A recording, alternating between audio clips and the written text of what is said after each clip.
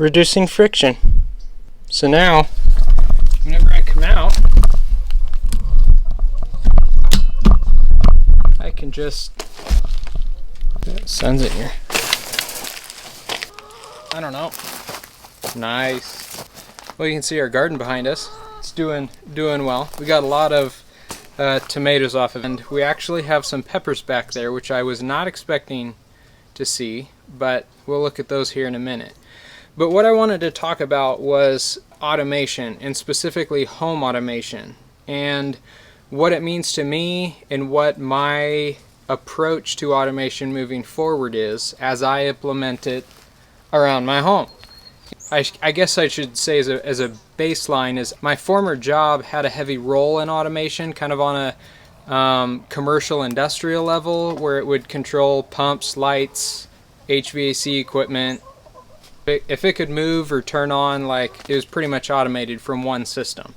Now, I learned a lot from that system, and that's actually what got me into automation. In that aspect, I learned a lot of things that I like and things that didn't work well. And so that kind of gave me a baseline of knowledge for moving forward and deciding which system do I want to go with, how do I want to approach implementing it, and then is it future-proof, is it maintainable? If something goes wrong, can I fix it in the moment? Can I override it? Kind of all these like bigger picture things when you go to select a system. One of the examples I want to give that really helps give me the framework for home automation or homestead automation or garden automation is the concept of a large property and a greenhouse.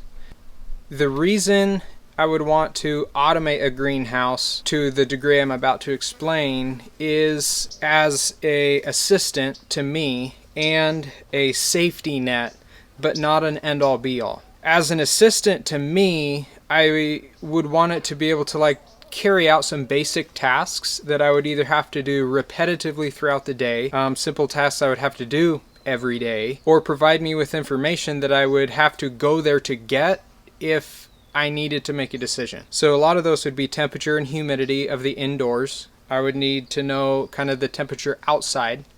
And based on some of those conditions, I would want to open windows and turn a fan on if it started getting too hot, or if it started getting cold, close the windows, turn the fan off, maybe even turn a heater on if it was in a really cold spot. But basically like carry some of those things out. And the piece of this that I want to make clear is it's not automating something so I don't have to do it anymore in the sense of like laziness or avoiding chores or mundane tasks. What it is if you get up in the morning and you have a lot of things you need to do, one of those things is you go get a cup of coffee, head out to the greenhouse, you check on your plants, everything's going good, and then you move on to your next task, which could be taking care of animals or going to work or going to the grocery store or something like that. And then say 2 o'clock in the afternoon rolls around and something goes wrong in your greenhouse. It wasn't that you didn't go to the greenhouse earlier that day, it was just while you were gone doing your other important things, something has happened in which the temperature inside the greenhouse started getting up to 100, 110 because it's just baking in the sun because the windows didn't open. Or maybe you propped them open in the morning, you know, doing your job, but somehow they got like knocked closed, in which the greenhouse is getting hotter and hotter and hotter, and you're off at the store or whatever, and you get a notification on your phone saying like, hey, the greenhouse is 115 degrees. And you know, if I don't get home, peak heat of the day is not for another 2-3 hours. Like, everything in that greenhouse is going to die if I don't go home. And again, it wasn't because I didn't do my chores and go there in the morning. It was because something happened when I wasn't there. And this is a system that would be able to like look at that and kind of monitor and babysit it and let me know if something happens. And so I want to take that approach for the reason of like preserving and kind of an extra safety net, but I can also be able to look into that system and be like, oh yeah, it looks like everything's good. I'm gonna add another stop and go to Home Depot and pick something up for this other project, like, or whatever. It's just that extra piece that is kind of a comfort to know if it's working. The other example I would say is if you have a chest freezer or freezers, maybe you keep in a garage or a barn or something like that, and you grow a pig or a cow and you feed it all year long and you get it butchered and processed and you put all that meat in that freezer, and then the freezer dies. And you don't know for, say, 2 days. You know, I don't go to my chest freezer every single day to check to see if it's working or not. That's a task I don't have time for, to be honest, and kind of paranoid if you're going to your freezer every day, like expecting it to do something and you're trying to catch it. That's not trusting that piece of equipment to do its job. I mean, eventually it's going to die, but not every single day of its life. And that's kind of where, if I could just monitor the temperature of it, if it gets warm, let me know. If it's hot in the garage and that freezer dies, I've got a lot of food in there that's going to go bad if I don't know.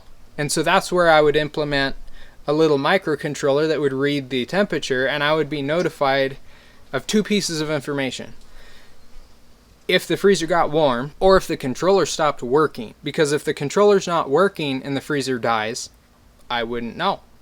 This is one of those pieces where in my former job it was a little bit hard to get that information.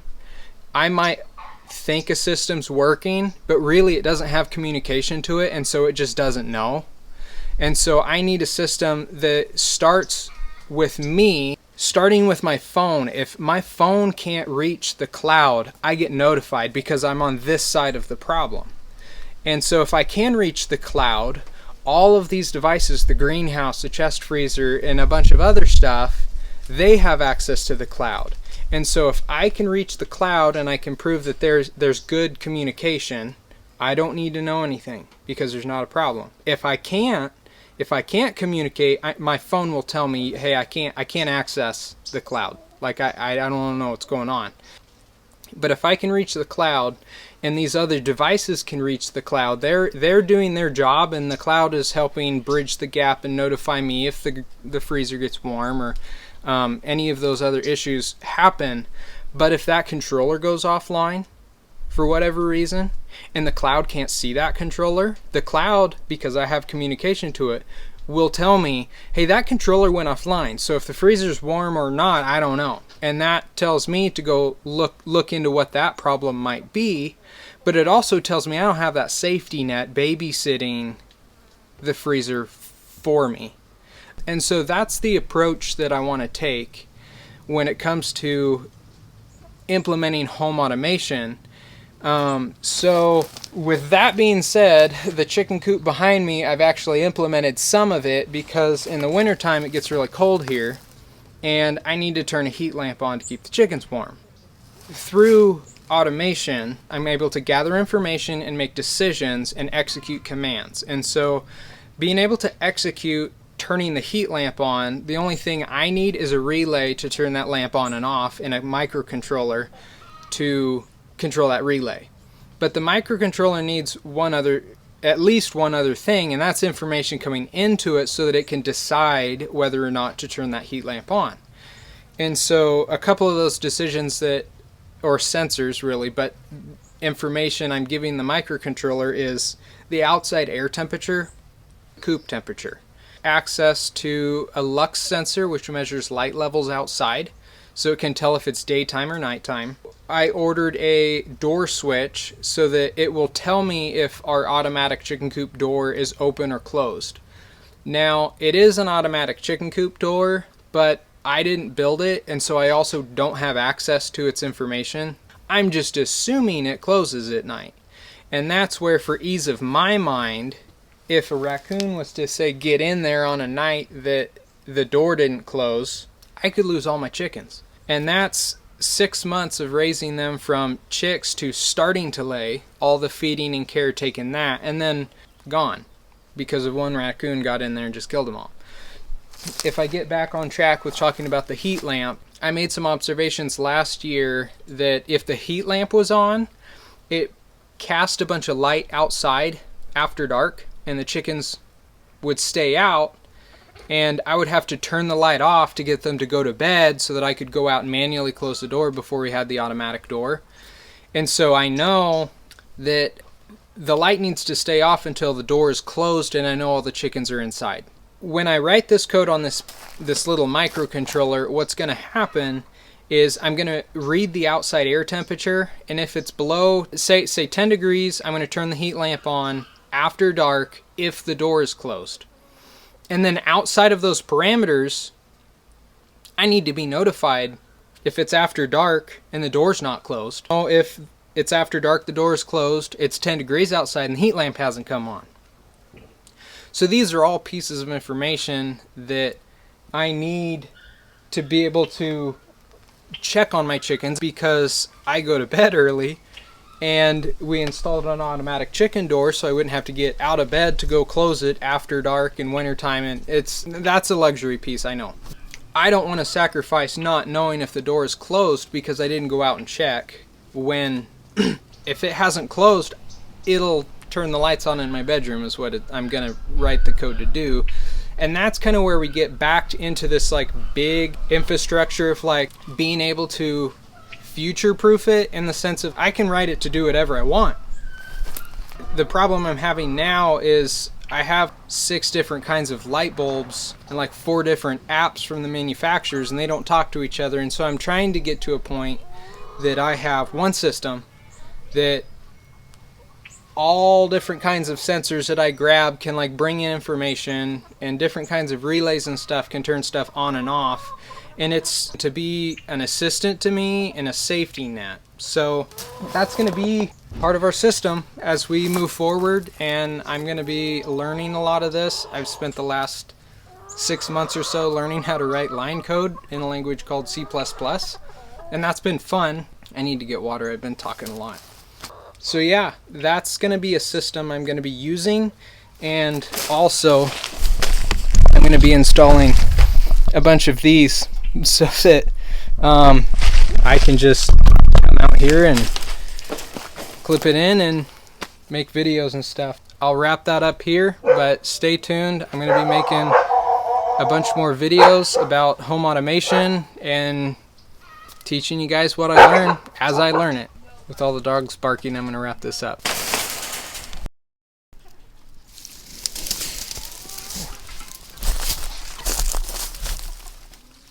You guys probably thought I forgot about the pepper. I just needed water.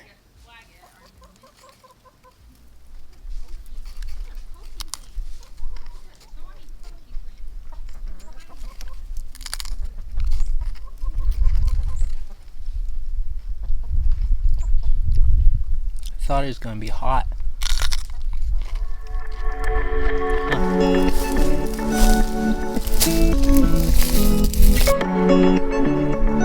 Little shameless plug, if you want a free 6-pack of this hop water, check the link in the description below and get a free 6-pack.